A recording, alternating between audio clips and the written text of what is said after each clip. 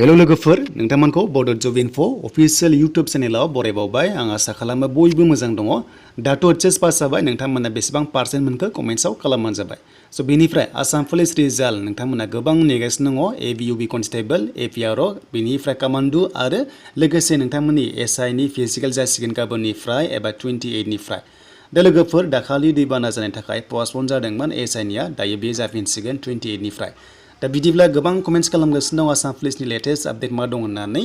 दा फाइनालि नोंथांमोना गोबां कमेन्ट्स खालामदोंमोन जे आसाम पुलिसाव रिजाल्टआ माब्ला मोनमारगोन होननानै काट अफआनो जा बा मेरिट लिस्टआनो जा दा फैनो गोनाङा जोंना दङ एबियुबिनि माखासे काट अफ आरो लोगोसे एपिआरअनि काट अफ आरो लोगोसे कमान्डो साइकोमेट्रिकनि टेस्टनि फाइनाल रिजाल्ट दा साइको टेस्टआव जायफ्रा पास जाबाय नोंथांमोना साख्रि मोनसिगोन बेनो जाबाय आसाम पुलिस कमान्डोआव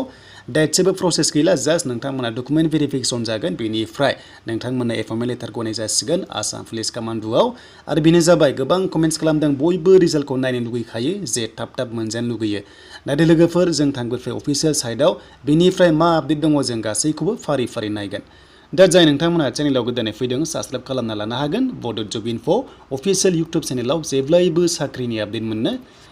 दा जों फैबाय अफिसियेल साइटआव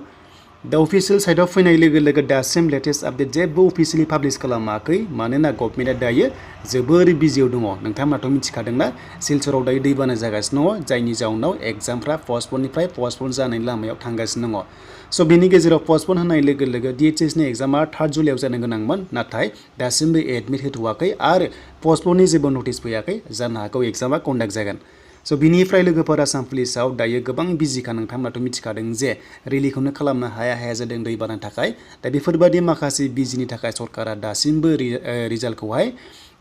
रिजाल्टखौ सरकारा पाब्लिश खालामाखै दा जायखिजाया नोंथांमोननि रिजाल्टआ जुलाइआव मोनखागोन जुलाइनि फार्स्ट उइकआव चान्सआ दङ जुदि अखा हाबाय थायाब्ला आरो लोगोसे नोंथांमोननि कमान्डोनि मेरिट लिस्टआबो नोंथांमोना जुलाइनि फार्स्ट उइकआव चान्सआ दङ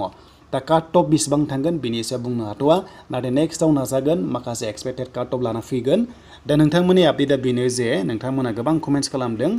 दा आं खनसेनो रिप्लाइ भिडिअ खालामबाय जाहाथे बयबो मिथियो दा लोगोफोर दासान्दि गभर्नमेन्टआ जोबोर बिजियाव दङ फ्लाड जागासिनो दङ अके स' बेखायनो रिजाल्टआ दासिमबो पाब्लिश जायाखै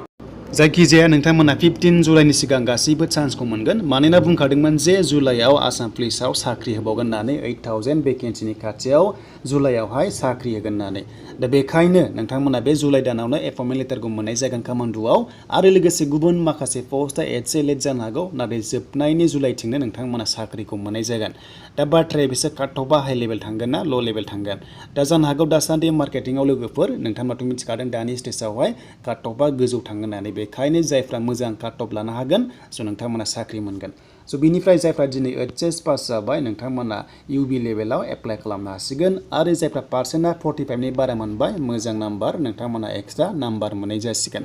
दा जायखिजाया गोदान एप्लाइ जागोन 2023 आव नोंथांमोना रानिं खालामनो मोनगोन आरो बेनो जाबाय फेब्रुवारिनिफ्राय नोंथांमोना मार्चहालागै रानिंखौ खालामनो मोननो हागौ मानोना बे समाव रिलि कन्डाक्ट खालामो दा जायखिजाया दिल्लीया आं नोंथांमोननो जेब्ला आसाम पुलिसनिफ्राय लेटेस्ट आपडेट फैगोन स' नोंथांमोनजोंहाय शेयार खालामगोन दा बेखायनो बड' जब इनफो यूट्यूब चेनेलाव नोंथांमोना जेब्लायबो फल' खालामनो हागोन आरो साबस्क्राइब खालामनानै नोंथांमोना भिडिअ नायबाय थानो हागोन